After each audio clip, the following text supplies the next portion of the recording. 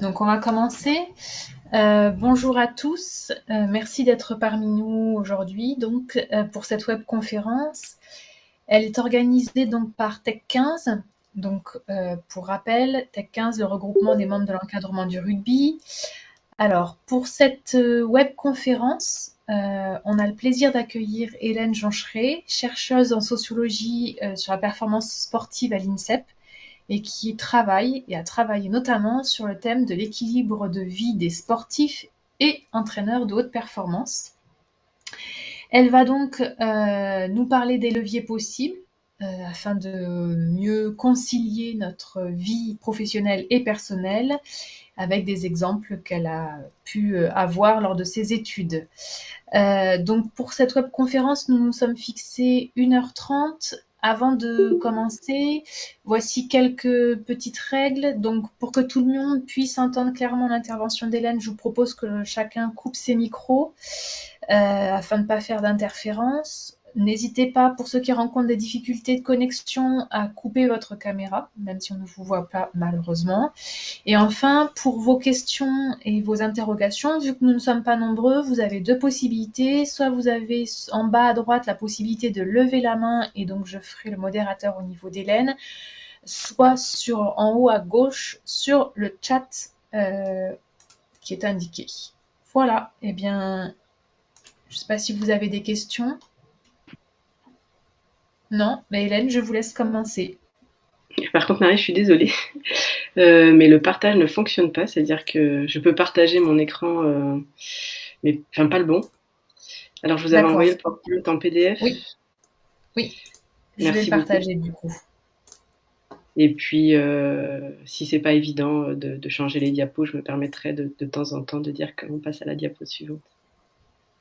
C'est bon, tout le monde voit mon, mon... C'est bon pour vous?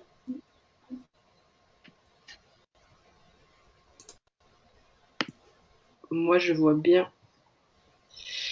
Par contre, j'ai même perdu ma présentation sur mon ordi. Mais je devrais la retrouver sans trop de difficultés. Je l'ai presque.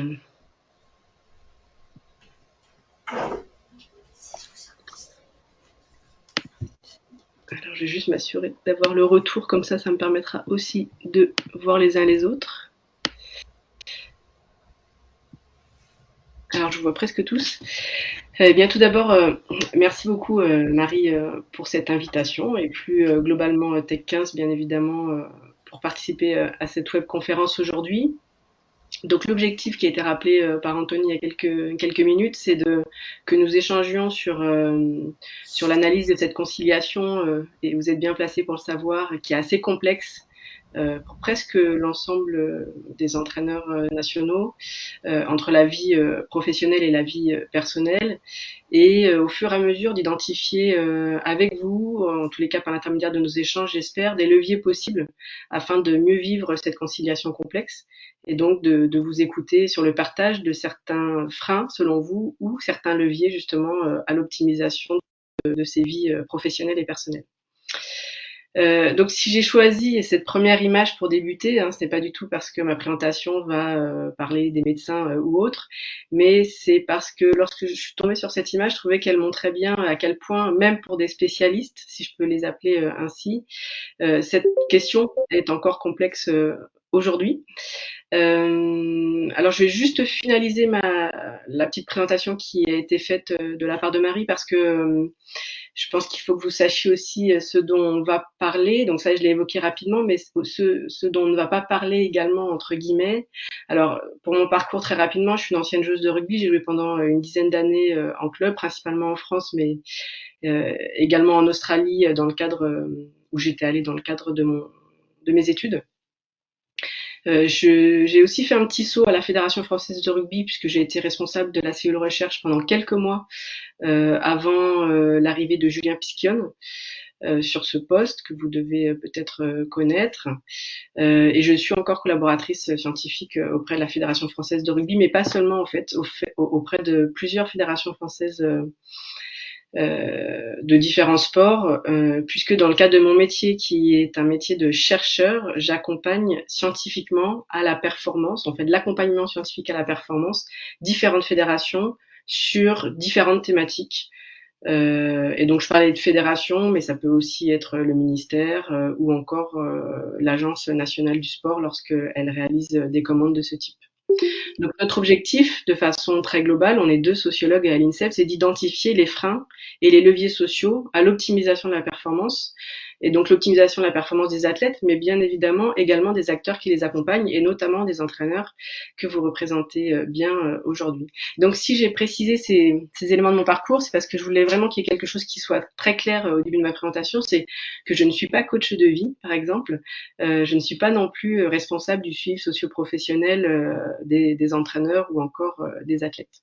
Mais ce que je vous propose de faire avec vous aujourd'hui, c'est de partager avec vous des analyses de données qui sont issues d'enquêtes que nous avons donc menées auprès d'entraîneurs de haut niveau sur cette vaste question de l'équilibre de vie, mais plus globalement sur leurs conditions de travail. Donc je ne vais pas aborder l'ensemble des conditions de travail des entraîneurs, mais on va faire la focale, comme ça m'a été demandé par Marie, sur justement cette question de l'équilibre de vie.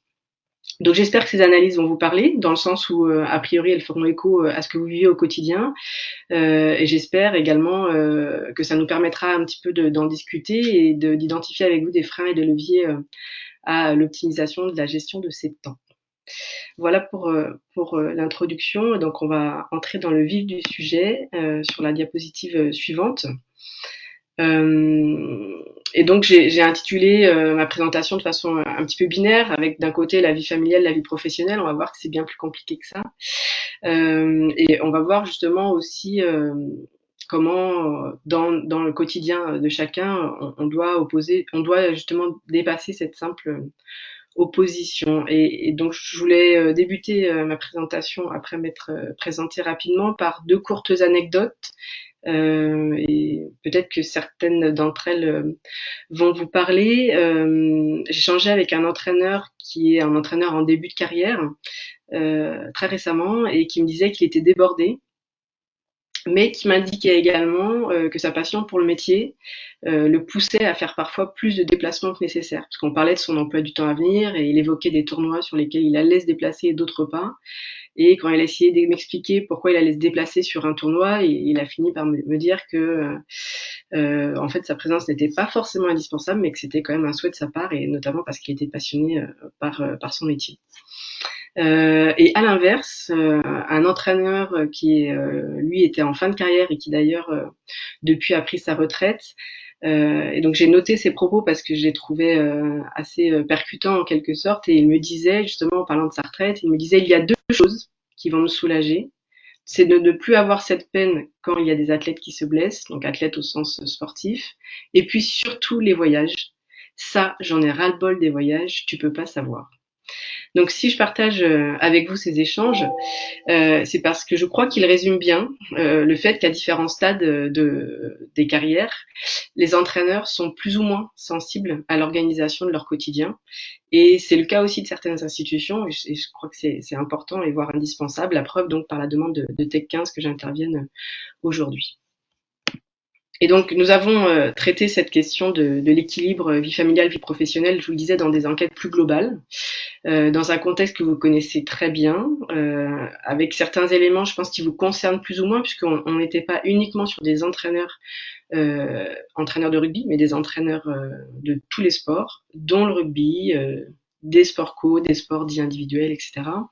Mais le contexte que je voulais rappeler, c'est que globalement, l'ensemble des entraîneurs en France et à l'étranger vivent dans un contexte où la pression de la performance est élevée, hein, ça va de pair la plupart du temps avec ce métier, avec également une densification des calendriers sportifs, alors avec des échéances qui sont plus ou moins nombreuses en fonction des épidémies, mais aussi une augmentation du nombre d'heures d'entraînement, une augmentation dans beaucoup de disciplines du nombre de stages, des horaires qui sont décalés, des déplacements, mais aussi quelque chose peut-être un tout petit peu plus récent en quelque sorte par rapport à ces éléments contextuels que j'évoquais, l'arrivée de nombreux spécialistes qui sont par exemple des préparateurs physiques, des préparateurs mentaux, mais qui peuvent aller jusqu'aux dentistes par exemple, et qui vont finalement augmenter le temps de management des entraîneurs, qui vont devenir non plus seulement entre guillemets des techniciens, mais qui sont susceptibles de devenir des véritables managers de la performance.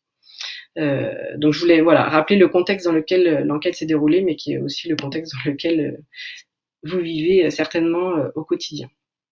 Et donc, en collaboration avec le ministère des Sports, on a pu établir une liste de 305 entraîneurs de haute performance. Donc, vous pouvez passer à la diapositive suivante, Marie, si vous voulez bien.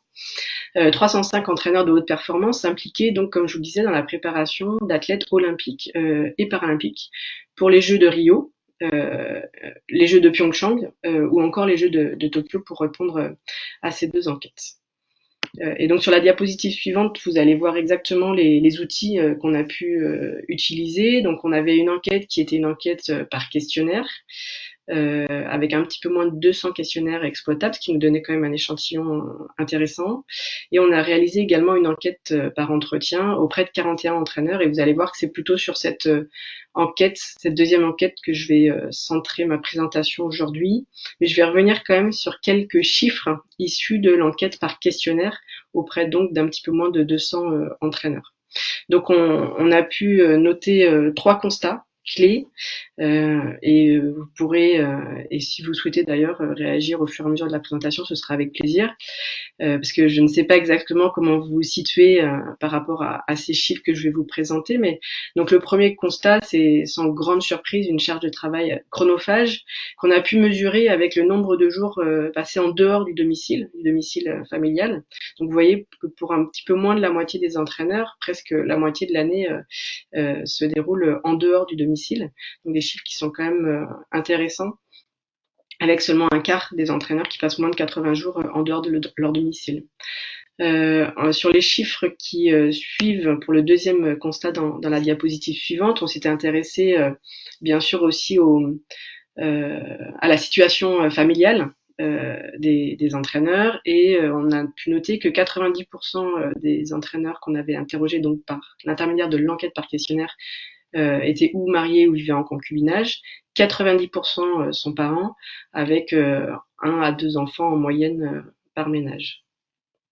Et enfin, le dernier constat statistique en quelque sorte, même si après il faut toujours être prudent avec ces chiffres. On avait interrogé les entraîneurs sur leur éventuel souhait par moment dans leur carrière d'arrêter justement l'entraînement, d'arrêter ce poste, d'occuper ce poste. Et la raison qui est arrivée en tête, comme raison qui serait susceptible de les faire arrêter ou de changer de profession, sont les raisons familiales. Vous voyez, avec 65% d'entraîneurs qui ont cité ces raisons. Alors on atteint plus de 100% parce que les entraîneurs pouvaient citer plusieurs raisons, bien évidemment. Et les raisons suivantes sont avoir plus de temps et la situation économique.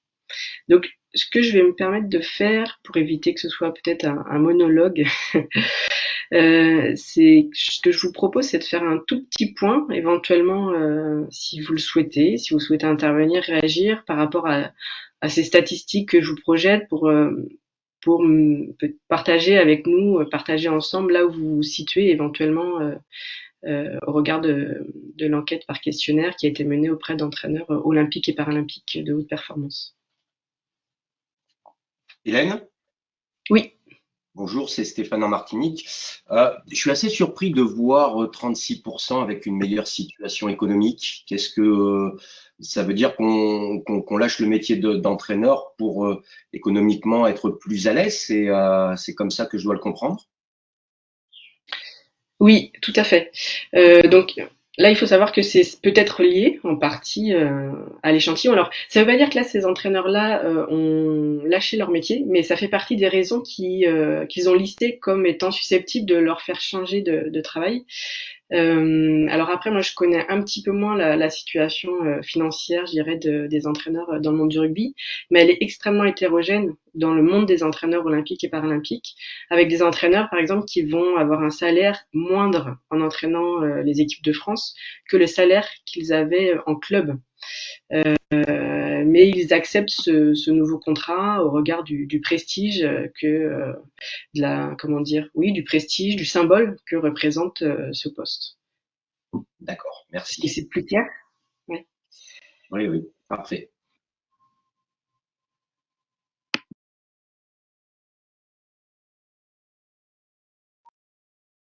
En tous les cas, merci pour cette question, Stéphane. Et peut-être que je pourrais rebondir aussi sur le sujet avec le lien vie familiale, enfin vie professionnelle, vie familiale. Je me souviens d'exemples très concrets d'entraîneurs qui nous disaient, moi, le fait de partir en déplacement me coûte de l'argent entre guillemets, puisque je dois faire en sorte parfois que mes enfants soient gardés de façon sur des journées un petit peu plus longues, soit par une nounou, en crèche ou autre. Et donc ça constituait un coût finalement dans cet investissement professionnel qui n'aurait pas forcément été un coût dans le cadre d'un autre métier avec des horaires un petit peu différents, avec des déplacements moins nombreux. Oui, tout à fait. Ça met en balance l'investissement personnel, familial et voilà de notre activité passion, à défaut de la famille, de la situation économique et du temps qu'on y passe, quoi. C'est aujourd'hui dans le constat que tu fais, c'est ce que ça laisse apparaître, quoi. Voilà. Oui, exactement. C'est le terme balance est bien choisi parce qu'en fait, à un moment donné, enfin, de temps en temps, des entraîneurs nous disent, moi, je me suis investi à corps perdu en mettant de côté en quelque sorte la famille, sans forcément me rendre compte. Et aujourd'hui, je me rends compte que c'est trop et que l'institution qui m'embauche ou le club qui m'embauche entre guillemets a le beau rôle et c'est un extrait d'entretien que j'avais pris justement pour la conclusion de la présentation aujourd'hui. Il y a un petit peu de recul qui est pris comme ça par les entraîneurs qui se disent qu'il y a des limites à leur investissement dans ce métier passion. Mais bon, c'est pas le cas de tous, mais je pense que c'est important de savoir que dans les carrières des entraîneurs, il y a ce type de parcours et que parfois on n'a pas toujours le recul pour se rendre compte de la situation dans laquelle on est plongé par passion. C'est vraiment ça. Ouais, je me permets d'intervenir sur le. Je sais pas si au niveau de Tech 15 vous avez des statistiques sur le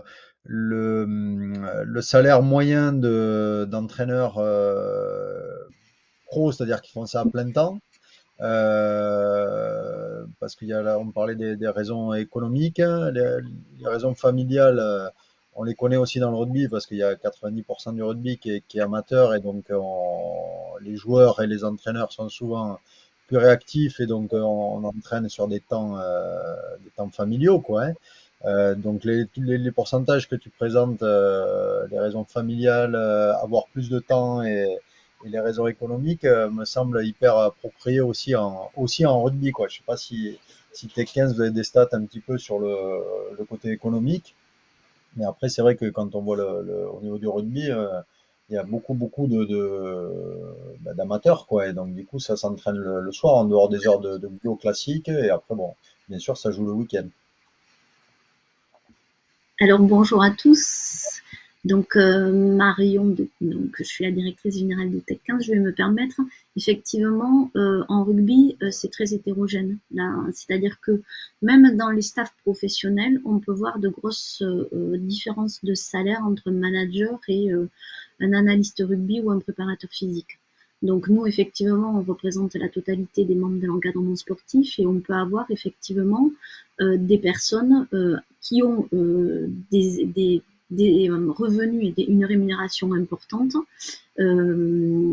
Et du coup, la question économique est un peu moins gênante par rapport à la prise en charge, notamment liée aux contraintes horaires, notamment.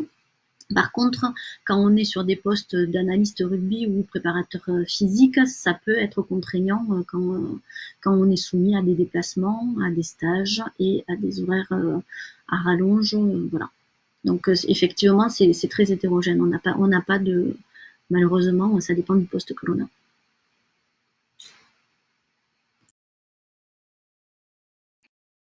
Oui, donc on observe, entre guillemets, sans surprise, a priori les mêmes phénomènes, même si on pourrait imaginer qu'une enquête sur les entraîneurs spécialisés dans le rugby pourrait aussi être intéressante, avec une focale un peu plus précise justement sur cette profession.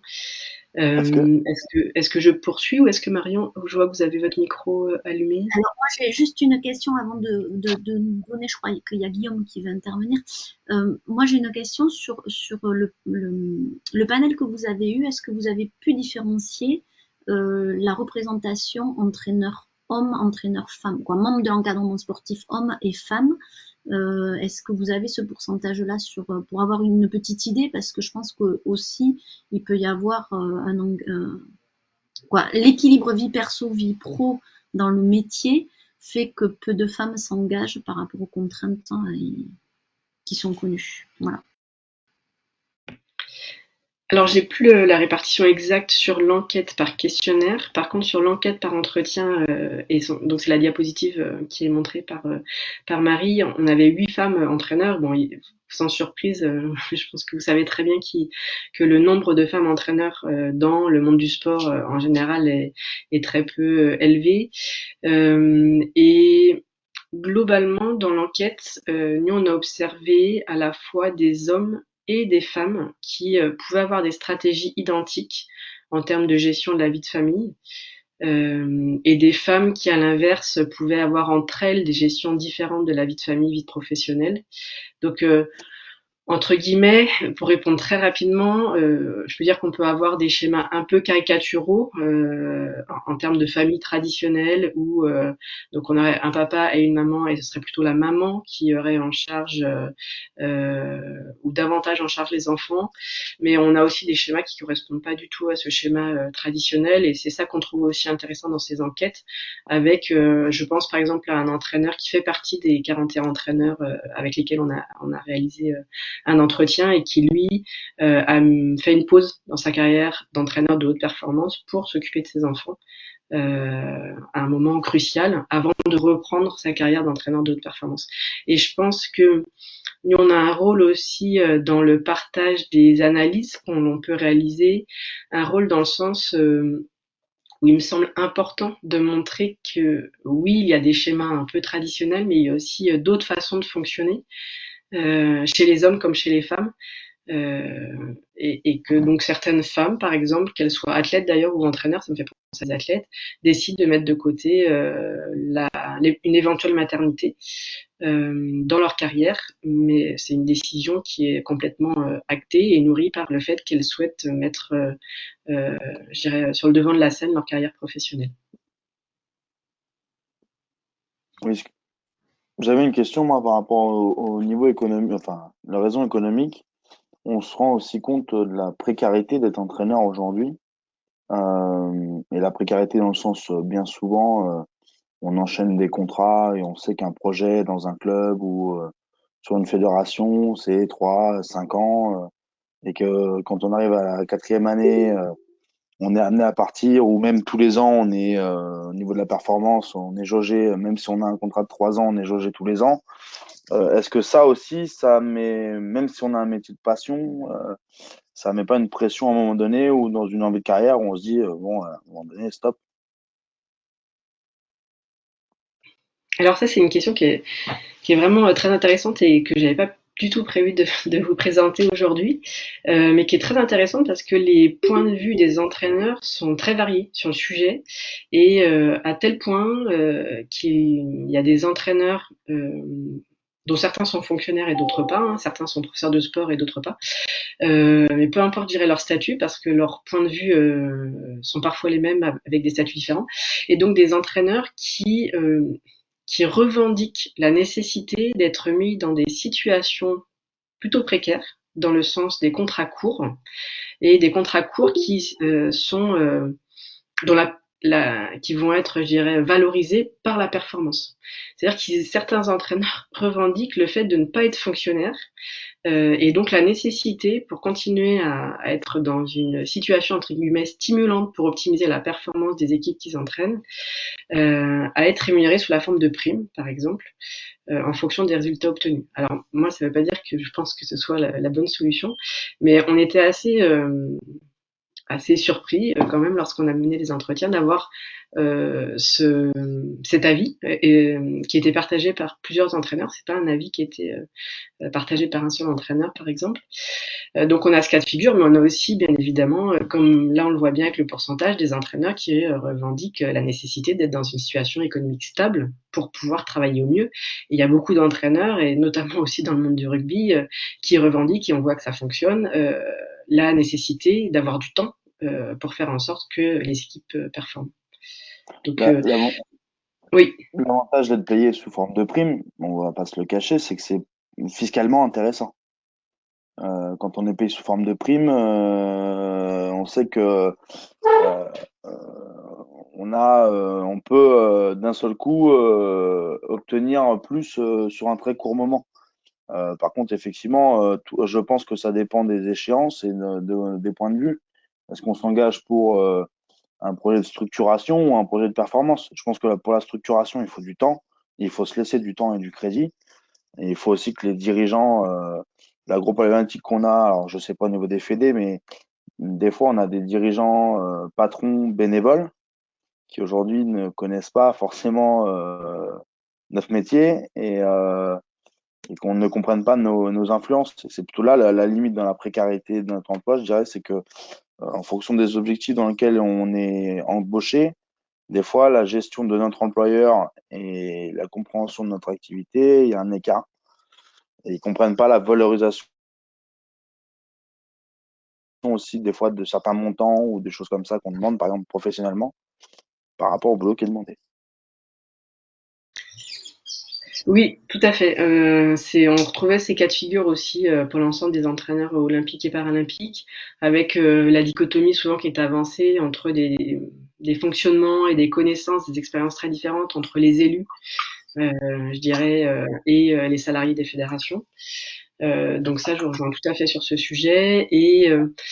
Et la difficulté, parfois, je me souviens d'entraîneurs qui avaient évoqué le fait qu'ils avaient recensé l'ensemble des tâches qu'ils réalisaient et qu'ils avaient comptabilisé le nombre d'heures passées au travail pour essayer de partager au mieux le temps de travail et les missions réalisées dans le cadre de leur métier pour avoir le sentiment d'être compris justement davantage par leurs employeurs. Donc c'est vrai qu'il y a quelque chose parfois de nébuleux dans cette fonction et donc certains entraîneurs font ce choix qui prend du temps par ailleurs, mais de comptabiliser sur une période donnée le nombre de jours de déplacement, le nombre d'heures travaillées et les missions réalisées.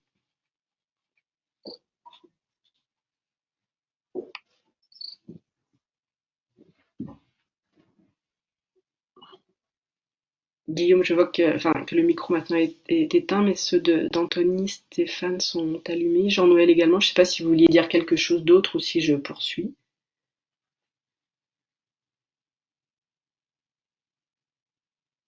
Alors je vais poursuivre. Mais merci beaucoup pour ces échanges qui sont riches et en tous les cas qui moi aussi me nourrissent en tant que sociologue. Parce que même si là je vous ai présenté des pourcentages et qui nous permettent d'avoir une vue d'ensemble, toutes les situations sont toujours très passionnantes et ont toujours du sens par rapport à l'individu en tant que tel. En tant que sociologue, c'est quelque chose qui nous intéresse tout particulièrement au-delà des chiffres que l'on peut proposer par ailleurs. Donc, comme je vous le disais, on a, au-delà de l'enquête statistique dont je vous ai présenté vraiment seulement quelques données, et ces rapports sont accessibles d'ailleurs en ligne. Et donc, j'avais mis des liens actifs sur le PowerPoint. Je vérifierai juste qu'il fonctionne bien avant l'envoi définitif, puisque j'ai bien vu le message de Marie indiquant que le support vous serait transmis. Donc cette enquête par entretien, 41 entretiens, et là ça vous donne une petite idée un petit peu du travail justement qu'on a pu réaliser, du temps que ça peut prendre, donc le nombre d'heures d'entretien, le nombre de pages retranscrites. On a la chance de travailler avec une entreprise qui retranscrit les entretiens et donc le nombre de pages sur lesquelles on a réalisé le travail d'analyse que je vais vous présenter maintenant. Donc, je veux bien, Marie, que vous passiez à la diapositive suivante dans laquelle, de mémoire, je présente, et encore un petit peu après. Ah ben non, on est allé peut-être un peu plus vite que ce que j'avais imaginé. Oui, la diapositive précédente, peut-être, dans laquelle je vous présentais la population. Mais on l'a évoqué tout à l'heure, 8 entraîneurs femmes, donc le reste, c'était des entraîneurs hommes. Et je vous disais 21 sports représentés. C'est intéressant d'avoir pour nous une multitude de sports représentés parce que ça a représenté justement une multitude éventuellement de situations, si on a des situations qui sont spécifiques en fonction des sports. Le nombre d'entraîneurs en couple, le nombre d'entraîneurs par an. Donc on n'est pas très loin des statistiques sur l'échantillon plus global qui a été présenté. Et l'âge, donc vous voyez la moitié, un peu plus de la moitié de l'échantillon interrogé qui était situé entre 35 et 50 ans. Et donc je vais vous présenter les résultats de cette enquête sur cette opposition un petit peu vie professionnelle, vie familiale. Et je vais donc vous présenter les résultats en 2 parties. Dans une première partie, on va plutôt être sur la partie travail, donc work entre guillemets de la balance. Et dans la deuxième partie, on sera plutôt sur l'équilibre, tentative d'équilibre avec la vie familiale. Mais peut-être une première chose, un premier élément que je vais partager avec vous, c'est que souvent, là, depuis le début, on en parle un petit peu de façon binaire. Et en fait, ce qu'on a pu constater dans notre enquête, et je reviendrai par la suite dessus, c'est que la vie familiale peut aussi constituer un petit peu une alerte, voire une protection face au surengagement professionnel. On verra comment certains entraîneurs, justement, réussissent à, entre guillemets, utiliser la vie familiale pour qu'elle serve un petit peu d'alerte en quelque sorte quand ils sont un petit peu trop pris dans la machine à laver. Donc une présentation maintenant en 2 temps. Première partie où on va parler de cette relation passionnée des entraîneurs avec la discipline. C'était déjà évoqué tout à l'heure de mémoire, c'était par Anthony ou Stéphane, je sais plus exactement. En plus, on n'a pas les visages pour le moment. Donc sur la passion, et puis dans la deuxième partie, on verra les différentes stratégies qui sont mises en place par les entraîneurs. Donc je vous le disais, ce n'est pas quelque chose qui vous surprend, mais c'est quand même intéressant de voir que sur les 41 entraîneurs avec lesquels on a mené des entretiens, tous partagent justement cette passion du métier. Alors on peut imaginer que s'il la partageait plus, il serait plus entraîneur, bien évidemment. Mais c'est quelque chose qui revenait systématiquement et qui est un élément qui était abordé très rapidement par les entraîneurs. Donc là, avec les quelques extraits d'entretien, alors bien évidemment les noms, les prénoms ont été changés, hein, mais on est complètement passionné, c'est un métier passion, ce sont des phrases qui revenaient systématiquement. Jusqu'à un entraîneur aussi qui nous disait, j'ai toujours vraiment considéré qu'on était des ultra privilégiés. Entraîneur, c'est du caviar. Et donc l'entraîneur qui partageait son ressenti sur le métier est un entraîneur qui par ailleurs après nous a partagé une situation difficile d'un point de vue familial, qu'il a qualifié difficile. Mais malgré tout, donc tous les entraîneurs, les 41 entraîneurs interrogés par l'intermédiaire des entretiens, nous ont expliqué avoir le sentiment d'occuper une position professionnelle privilégiée. Parce que justement, ils font de leur passion un métier. Et donc sur la diapositive suivante, ce que j'avais trouvé assez intéressant aussi, enfin avec les collègues, puisque nous sommes plusieurs à mener ces enquêtes, c'est que il y a une relation très forte, une relation vraiment privilégiée avec la discipline pour tous les entraîneurs, et à un tel point que même dans une discipline donnée, un entraîneur me disait que ce qui comptait, c'était la discipline. Et il me disait, c'est ça que les gens ne comprennent pas. On s'en fout du sportif, s'il peut le dire comme ça, si je peux le dire comme ça, avait-il dit. L'intérêt, c'est la discipline. On aime notre discipline, on veut qu'elle soit valorisée. Donc il y a vraiment une relation privilégiée avec la discipline, jusqu'à parfois un sentiment un peu de loyauté envers cette dernière, qui constitue donc la base de leur engagement sans faille, avec des histoires de vie autour de ah oui, moi le rugby ou tel sport m'a tellement apporté dans la vie que je veux aussi pouvoir partager avec d'autres, rendre en quelque sorte à d'autres personnes ce que le rugby, là en l'occurrence, m'a apporté. Donc la passion, la relation privilégiée avec la discipline, et le troisième constat qu'on a pu réaliser donc sur la diapositive suivante, c'est que il y a un engagement sans limite pour l'ensemble des entraîneurs avec lesquels on a mené des entretiens. Un engagement sans limite dans un métier qui, selon eux, ne s'arrête jamais. Donc, où le temps passé au travail, c'est 7 jours sur 7. Vous évoquiez tout à l'heure les matchs le week-end, qui est un grand classique. Et donc, c'est un engagement sans limite, mais qui est considéré comme étant, pour certains entraîneurs, pas tous, mais pour certains, comme une fatalité, et qui est donc justifié par à la fois une incapacité, mais aussi une impossibilité à faire autrement. Donc, là, on voit que oui, il y a la passion, mais qu'il commence à y avoir quand même des tensions aussi qui se créent autour de cette passion, parce que finalement, les entraîneurs, et là, c'est l'extrait que j'aime beaucoup de quelqu'un qu'on a surnommé Michael, qui nous dit que en fait, cette passion et la façon dont les gens perçoivent le métier va induire finalement un décalage aux yeux des autres. Donc, il dit, les gens nous pensent dans une situation idyllique, mais en fait, on est au bord du burn-out, dans des conditions très difficiles, parfois économiques, parfois familiales, mais on aime notre métier, on est passionné. Donc, je trouvais que dans ce court extrait d'entretien, on avait justement tout le paradoxe ou entre guillemets toutes les difficultés auxquelles sont confrontés, ou une grande partie des difficultés auxquelles sont confrontés les entraîneurs. Et je vous disais une fatalité dans le sens où, et on en reparlera un petit peu tout à l'heure, où vraiment cette perception du métier de l'entraîneur, donc la façon dont on voit les autres entraîner, les autres nations ou aussi nos collègues, ce sont des personnes qui a priori passent aussi 24 heures sur 24, 7 jours sur 7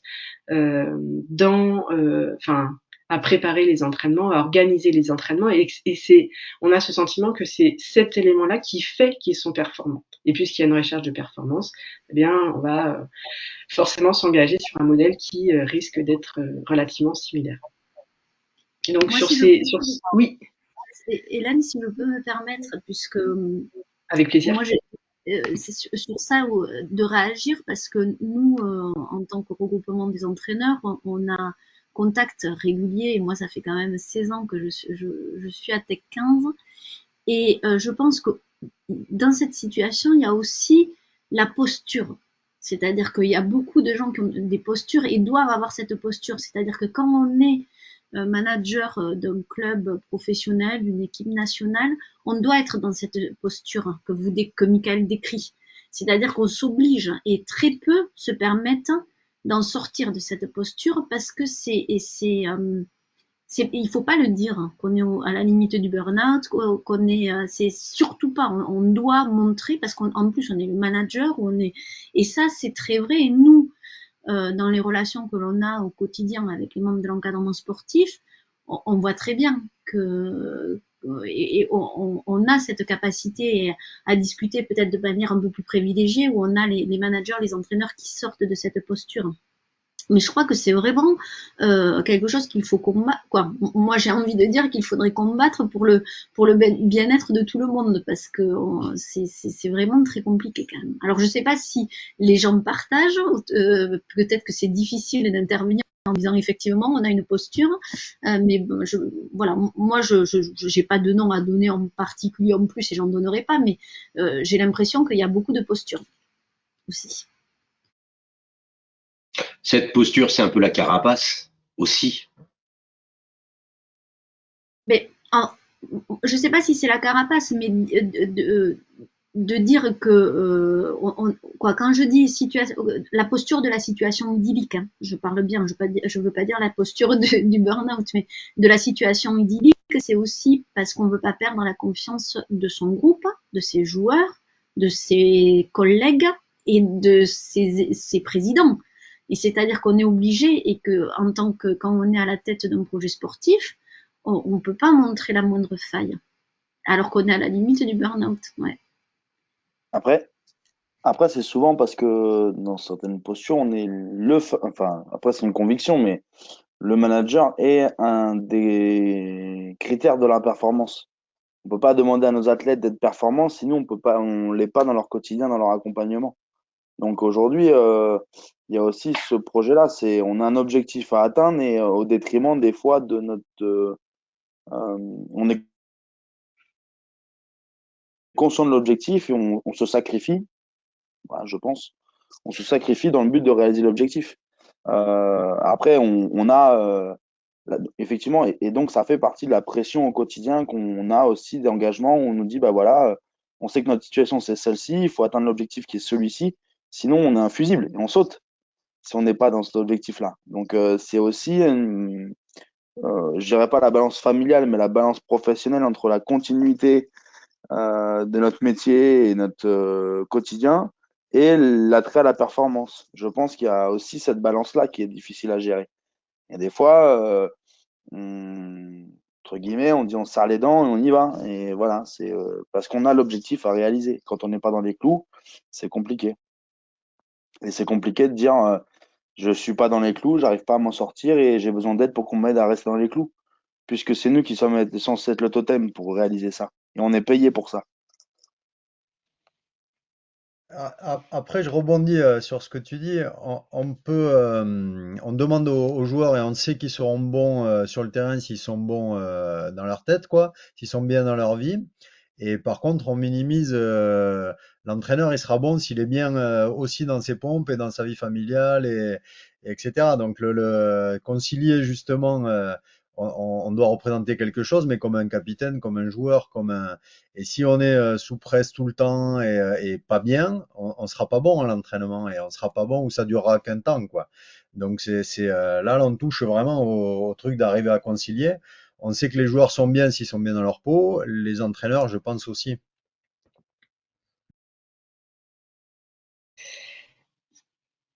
Oui, tout à fait. Alors c'est très intéressant et parce que en plus, même si je suis tout à fait d'accord avec le fait que l'objectif c'est quand même qu'il y ait un équilibre de vie chez l'ensemble et qu'il n'y a pas pire, par exemple, qu'un entraîneur qui veut faire de la préparation mentale dans le sens où il aimerait accompagner ses athlètes pour qu'ils optimisent leur préparation mentale.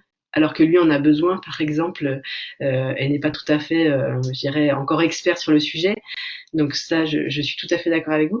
Euh, Après, là où le bas blesse, c'est que malheureusement, comme dans n'importe quelle profession, que ce soit pour les athlètes, les entraîneurs ou d'autres professions qui ne sont pas dans le domaine du sport, on a des entraîneurs qui sont très performants et des athlètes qui sont très performants alors qu'ils sont dans un déséquilibre de vie familiale, de vie professionnelle.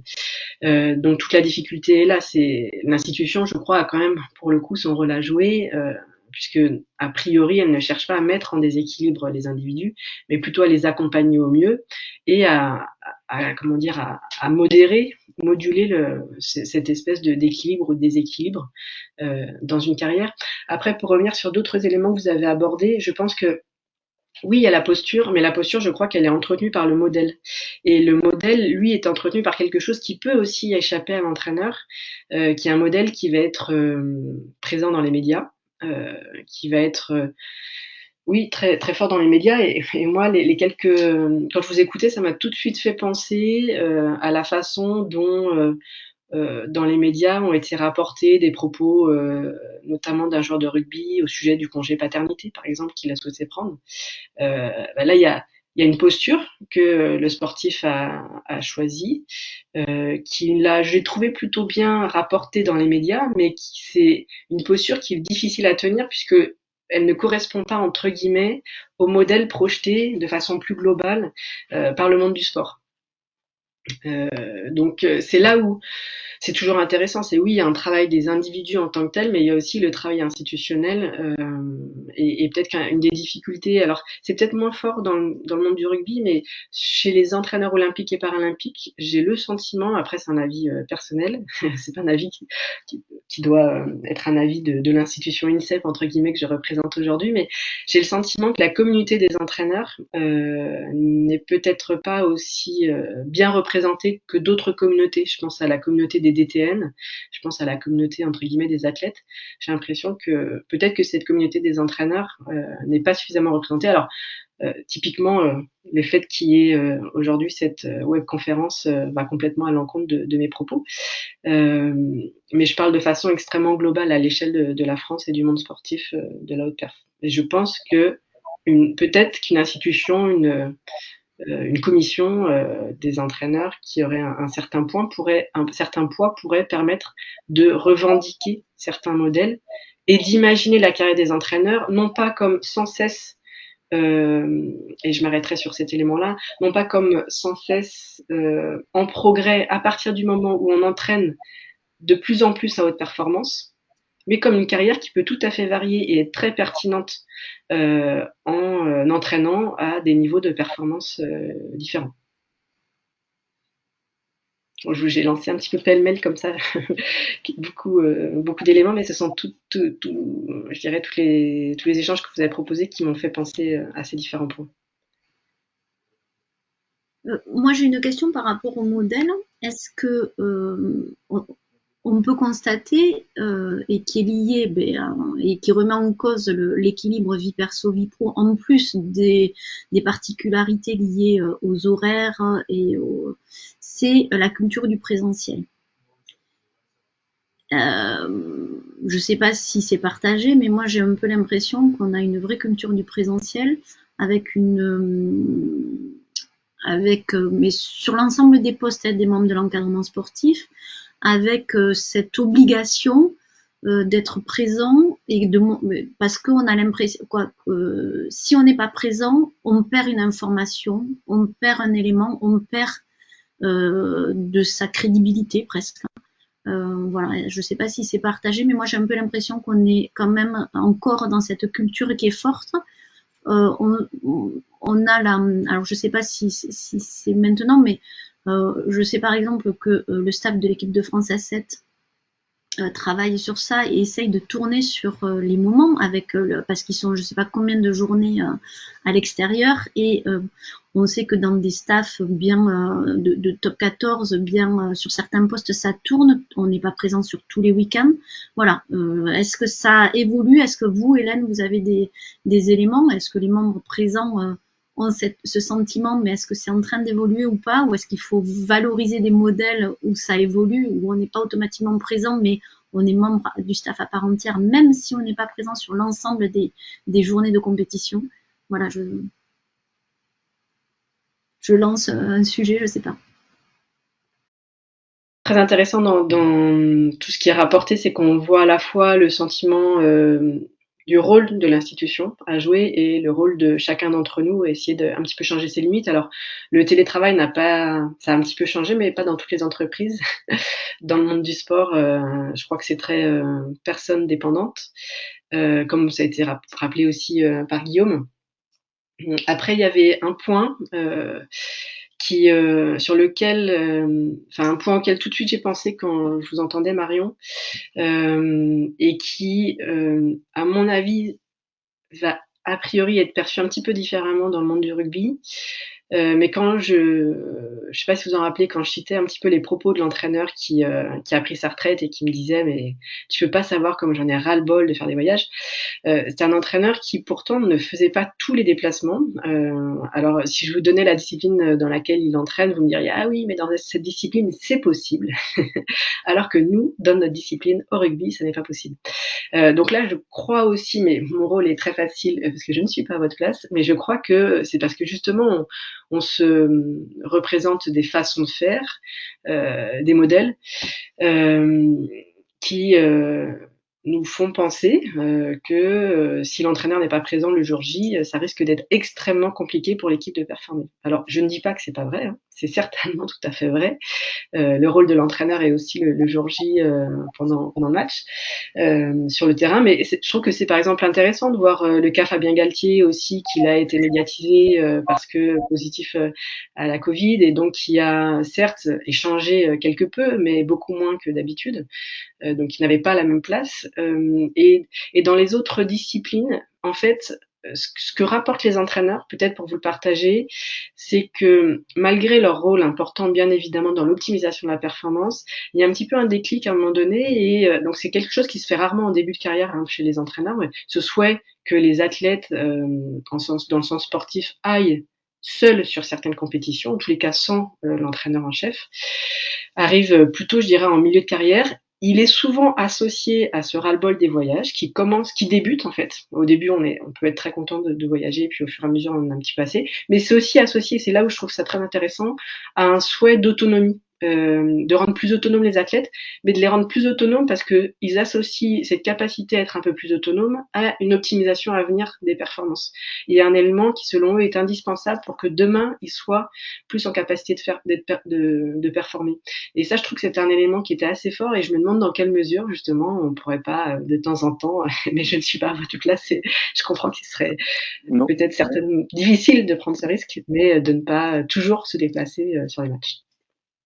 Alors, le souci, pour répondre à ta questionnement, c'est que pour être aujourd'hui, je prends l'exemple des jeunes parce que c'est plus simple et plus marquant. En milieu scolaire, chez les jeunes, dans la discipline du rugby, On crée des jeunes officiels entraîneurs, on crée des jeunes officiels arbitres et ils ont le droit d'aller jouer avec ça. Le prof, il est là plus comme un accompagnant que vraiment un encadrant. Alors qu'aujourd'hui, en 16, en 19, même en moins de 14 au rugby, nos jeunes, s'ils n'ont pas un éducateur diplômé sur le banc à côté d'eux, le match est déjà perdu d'entrée. Donc on a des obligations fédérales qui font que le coach, déjà lui, doit être présent parce que sinon l'équipe, elle a déjà perdu son match. Donc on crée cette dépendance. Et on crée ce problème-là parce qu'on a ce problème-là aussi dans la gestion de trouver des bénévoles qui veulent bien être sur le banc, diplômés pour remplir les obligations, puisqu'on ne peut pas rendre autonomes nos effectifs en créant ces obligations fédérales. Voilà. Donc on crée aussi cette dépendance-là. Oui, mais là justement, je trouve que c'est un élément qui est très intéressant et c'est vrai qu'il y a toujours le représentant entre guillemets, l'officiel, enfin c'est pas l'officiel, mais euh, le comment dire, l'entraîneur qui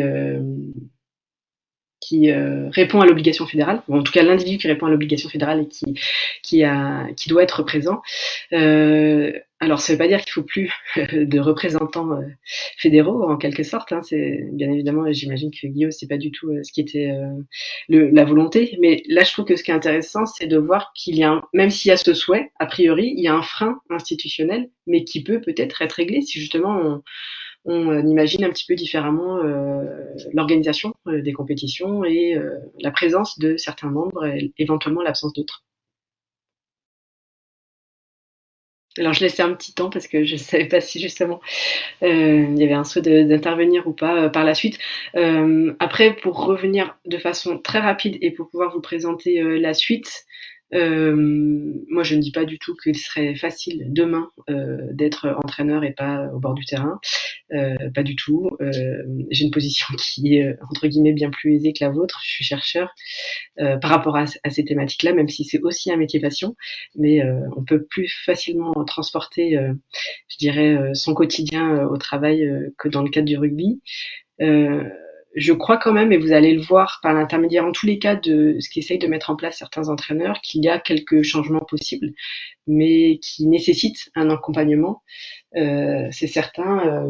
Et pendant le match, mais aussi pendant la conférence de presse, par exemple, avec des difficultés qui après vont aussi être d'ordre économique, avec des staffs qui continuent à grossir sans cesse. Et il est certain que typiquement, s'il y avait davantage de roulement, par exemple, avec, imaginons, 2 entraîneurs en chef, eh bien, ça nécessite 2 salaires. Donc, c'est là encore une problématique qui reste importante. Je me permets donc de poursuivre. Donc on a fini sur cette partie qui était la plus courte. Alors je vais essayer d'appuyer sur l'accélérateur pour la suite, pour rester sur le timing qui avait été proposé. Donc ces 3 constats, voilà, on les a vus ensemble. On est revenu sur ces éléments. Après, je vous avais mis une petite diapositive avec le surinvestissement évoqué par un entraîneur entre le côté passion et le souhait de réussir. Et c'est pas une simple réussite, c'est une performance, c'est être meilleur que les autres la plupart du temps. Et donc on va passer à la deuxième partie sur les situations qu'on a pu recenser. Donc, pour vous dire les choses extrêmement rapidement, on a recensé, je dirais, 4 situations. Alors, ça ne veut pas dire que les entraîneurs ne se situent que dans un type de situation que je vais vous exposer. Donc on a la situation où globalement sur les 41 entraîneurs, et c'est là où on a une majorité d'entre eux qui nous disent pour moi le match, enfin au moment où on les a interrogés, est en quelque sorte entre guillemets perdu d'avance dans l'équilibre vie de famille, vie de professionnelle. On a une minorité d'entraîneurs qui nous a dit que leur vie de famille avait constitué une protection à leur surengagement dans ce métier passion. On a un entraîneur sur les 41 qui, du début de sa carrière à aujourd'hui, puisqu'il est encore en carrière, nous a dit avoir réussi systématiquement à trouver un équilibre. Et puis on a une autre catégorie qui m'intéresse vraiment, enfin qui nous a intéressé très particulièrement, ce sont ceux qu'on a surnommés les garants, qui ont vécu les 2 premières catégories ou l'une des 2 premières situations que je venais de vous exposer là rapidement, soit des déséquilibres vie professionnelle familiale, soit au contraire un équilibre, mais surtout qui se positionnent comme des garants de l'équilibre des entraîneurs qu'ils chapeautent, qu'ils encadrent. Donc ce sont la plupart du temps des head coachs ou enfin des managers d'entraîneurs. Donc on va passer justement à ces situations recensées, on va les balayer de façon relativement rapide. Donc la première situation que j'évoquais tout à l'heure, c'est cette majorité d'entraîneurs qui nous expliquent avoir rencontré des difficultés pour préserver un territoire personnel.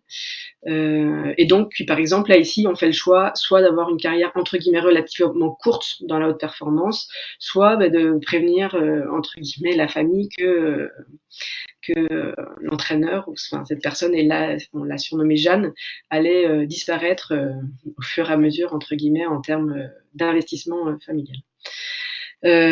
Donc cette majorité d'entraîneurs sur la diapositive suivante nous explique que en fait, et on l'a un petit peu évoqué tout à l'heure, ils se sont retrouvés dans ce déséquilibre parce qu'ils ont ressenti une forte obligation d'engagement, et donc ça rejoint un petit peu les modèles, les postures qu'on évoquait tout à l'heure. Et d'ailleurs, il y avait une petite anecdote, mais je vais pas en parler tout de suite. Éventuellement, j'en parlerai tout à l'heure par rapport à une remarque, je crois que c'est Marion, alors j'ai perdu les noms, qui ne sont plus tous affichés, mais ce que je voulais vous dire en tous les cas, là, c'est un sentiment d'obligation d'engagement, donc sentiment en fait d'une identité qui est quasiment une identité unique, qui est celle entre guillemets uniquement de l'entraîneur, c'est-à-dire quand on demande à la personne de se présenter, je suis entraîneur, et il y a plus vraiment d'autres domaines à côté, et donc une identité qui prend le pas sur l'identité familiale. C'est vécu, comme le dit là par exemple Pierre, comme quelque chose, comme une opportunité, donc ça engendre un surinvestissement, et puis après ça engendre ce qu'un entraîneur appelait la machine à laver, ou en tous les cas un manque de lucidité pour voir que finalement on néglige la vie de famille. Et c'est là où je pense que les institutions ont un rôle à jouer, c'est-à-dire que oui, on peut être passionné, mais quand on commence à être complètement aveuglé par la passion, il y a peut-être quelque chose sur lequel on peut jouer, voire même avant justement d'être aveuglé, parce qu'à ce moment-là, parfois, il est bien trop tard. Et donc pour ces entraîneurs, cette majorité d'entraîneurs qu'on a interrogés sur les 41, cet investissement met en péril leur équilibre familial. Et je vous le disais, c'est un renoncement qui est plus ou moins conscient, un renoncement qui est fait avec plus ou moins de lucidité. Et je vais vous citer un entraîneur, alors qu'on a surnommé Hugo, qui nous disait au début, et ça c'est intéressant aussi dans l'évolution de la carrière, au début j'avais du temps, je pouvais me poser. Peu à peu c'est devenu une machine à laver dans laquelle j'ai eu le sentiment de m'être complètement perdu un moment. De fil en aiguille, je me suis laissé complètement bouffer, c'est ce qu'il nous dit. C'est là où j'ai commencé à dériver à la maison, et donc en quelque sorte je me suis laissé bouffer par le projet. Donc je sais pas si ça fait écho à certains éléments que vous vivez, mais là je crois que quand l'individu nous partage ces éléments, entre guillemets, c'est trop tard. Alors c'est trop tard pour le passage de la carrière vécue. Bien sûr, c'est à réfléchir pour la carrière à venir, mais il y avait certainement peut-être une formation ou des éléments à distiller peut-être avant qu'il en arrive là, pour essayer de l'accompagner au mieux dans la gestion de la vie de famille, vie professionnelle. Et donc j'en arrive pour finir sur cette premier type de situation qui représente la majorité des entraîneurs, à la diapositive qui suit, sur le fait que pour ces entraîneurs, il y a une vraie confusion entre la vie de travail et la vie de famille, et certainement quelque chose que vous avez déjà tous ressenti, quelque chose qui finalement rend impossible l'interruption du travail en contexte familial. Et les entraîneurs s'interrogent à ce sujet, mais ils expliquent que la réduction de leur engagement dans ce métier ne fait pas partie des possibilités qu'ils estiment comme étant envisageables dans un contexte de course à la performance. C'est un petit peu l'exemple que je vous ai pris en introduction tout à l'heure, en vous disant qu'il y a des entraîneurs, bien évidemment, qui s'inspirent. On parlait de posture tout à l'heure, mais enfin pour le coup, ce sont des modèles qui s'inspirent de modèles et qui ont le sentiment que les entraîneurs qui performent sont les entraîneurs qui travaillent 7 jours sur 7, 24 heures sur 24. Donc c'est une profession qui a cette représentation d'un métier où pour réussir, il faut être en quelque sorte addict au travail, et c'est quelque chose qui est assez commun, dans la représentation des individus. Alors on va passer au deuxième cas de figure, qui est, je dirais, un peu plus optimiste, mais si c'est un choix de vie personnelle, dans le sens où il y a un équilibre davantage entre la vie de famille et la vie professionnelle, et où la vie de famille va jouer un petit peu comme une protection à cet engagement professionnel. Donc là, par exemple, cet entraîneur, Sandra, nous dit que, et c'est ce qu'évoquait aussi un entraîneur précédemment, que elle fera ou elle a fait le choix d'arrêter temporairement ses fonctions d'entraîneur de haute performance pour des raisons familiales. Et comme je vous le disais tout à l'heure, on a aussi des entraîneurs hommes qui font ce choix. D'ailleurs, j'avais noté la petite citation d'un entraîneur homme qui nous avait dit: j'ai démissionné parce qu'il fallait que je m'occupe de ma petite. Donc voilà, il a fait ce choix. Et là où je crois, je reparle encore des modèles, c'est vraiment ce que j'évoquais tout à l'heure, cette vision du parcours de l'entraîneur. On parle beaucoup des parcours des athlètes, du suivi socio-professionnel des athlètes, et je crois il me semble, après je ne connais pas du tout l'ensemble des situations, mais par rapport à tout ce qu'on a pu recenser chez les entraîneurs, il y a parfois justement une méconnaissance ou un modèle perçu comme étant pas forcément le modèle idéal, mais c'est ce modèle que j'évoquais tout à l'heure où meilleur on souhaite devenir entraîneur, plus haut le niveau de performance on va entraîner, et donc plus le nombre d'heures de travail va être élevé en quelque sorte. Donc je crois qu'il y a peut-être des raccourcis ou des schémas, des modèles qu'on pourrait peut-être un petit peu modifier, même si on peut aussi tout à fait accepter que dans certains métiers, on soit sur un engagement entre guillemets excessif par rapport à d'autres. Bref, sur cette minorité d'entraîneurs, il y a vraiment un choix qui est fait de modifier les fonctions professionnelles et leur affectation.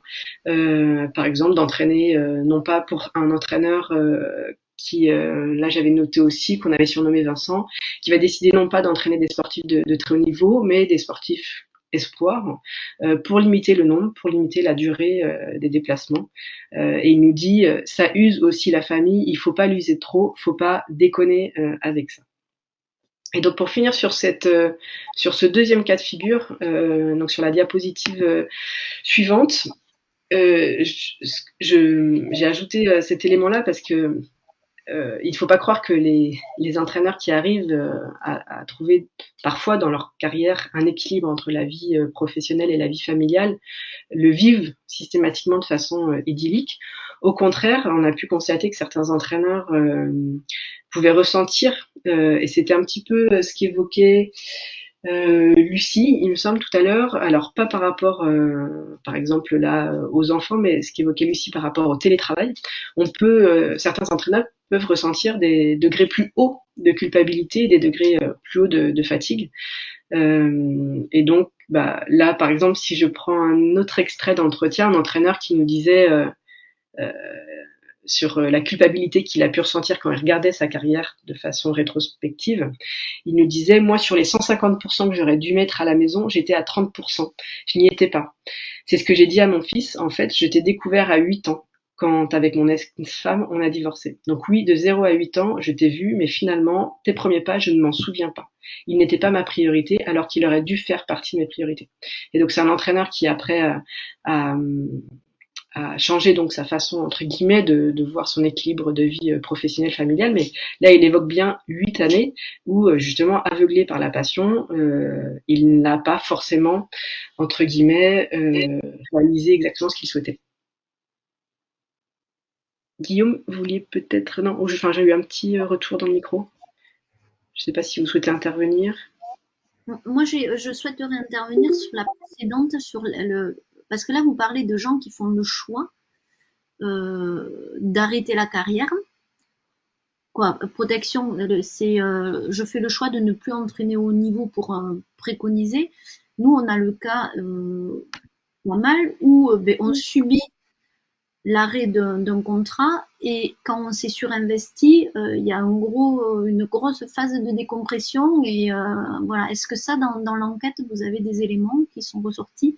Mais c'est peut-être moins, les membres de l'encadrement des équipes de France sont moins soumis au limogeage entre guillemets que le sport professionnel, et peut-être que ça ne ressort pas.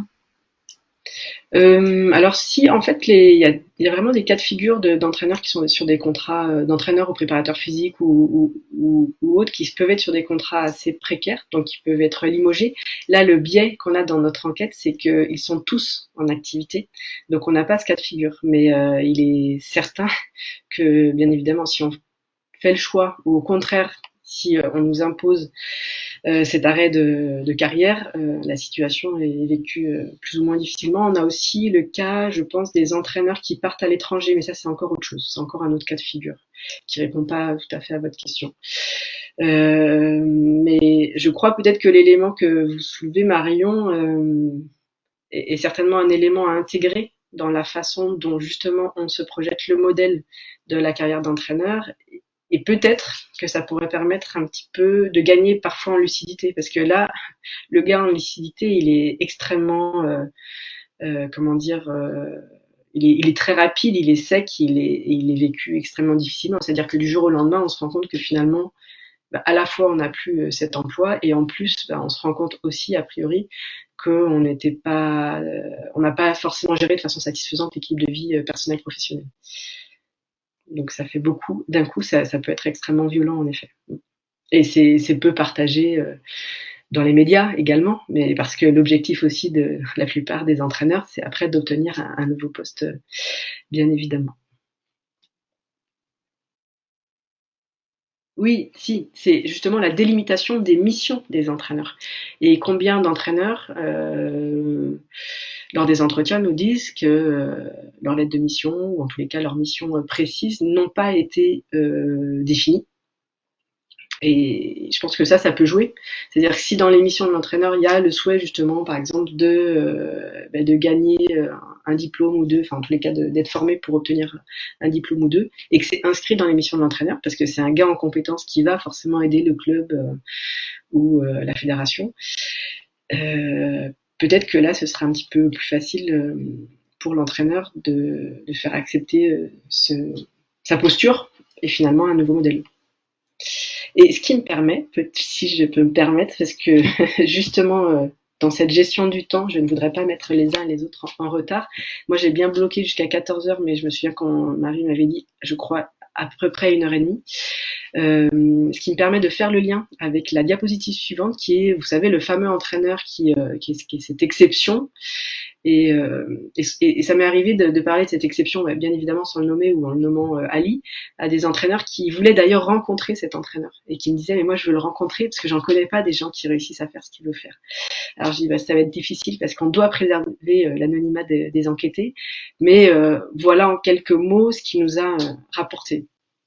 Donc enfin, ça reste intéressant que ce soit atypique, mais heureusement aussi, entre guillemets, qu'on a ce type de profil atypique. On peut se dire que, alors c'est un profil qui là, a priori, enfin, qui fonctionne, que c'est un entraîneur de performance et qui obtient des résultats. Donc, il nous explique que lui aussi, il a pris conscience très rapidement qu'il était dans un métier très chronophage.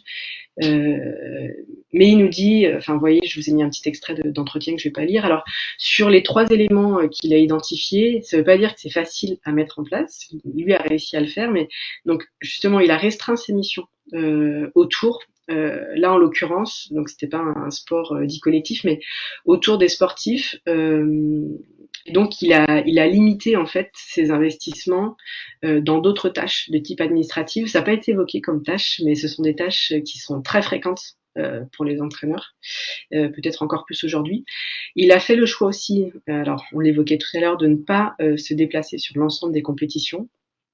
Et le 3e point pour faire le lien avec très directement avec la vie familiale, il a décidé de compenser des périodes de surengagement professionnel par des périodes qui sont entièrement dédiées, entièrement consacrées à sa famille. Et ça c'est alors je sais qu'il y a des obligations, ou en tout cas parfois des sentiments d'obligation, mais parfois ce sont des obligations très concrètes.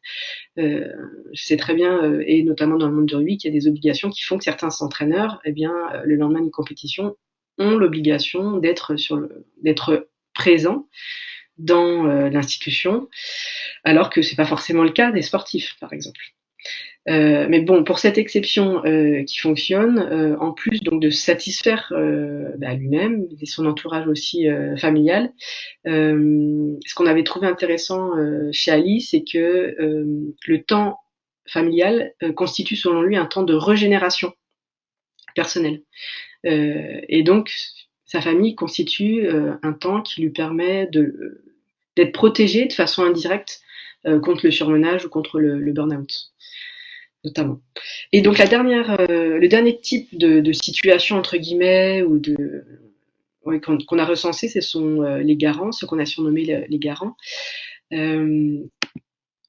Alors moi je la trouve, je vous le disais tout à l'heure, je la trouve très intéressante cette catégorie parce qu'en fait ce sont des personnes qui sont entraîneurs ou qui sont parfois head coach et qui jouent un rôle dans la recherche d'équilibre professionnel et familial des collègues avec lesquels ils travaillent ou parfois des collègues qu'ils encadrent.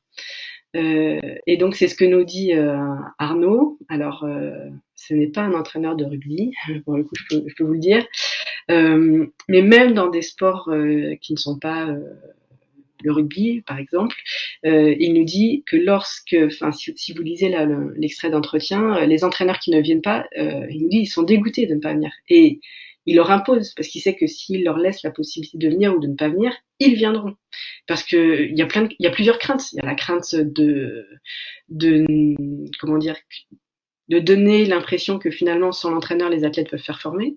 Et c'est vu parfois comme quelque chose de négatif, alors que ça peut-être être un élément positif.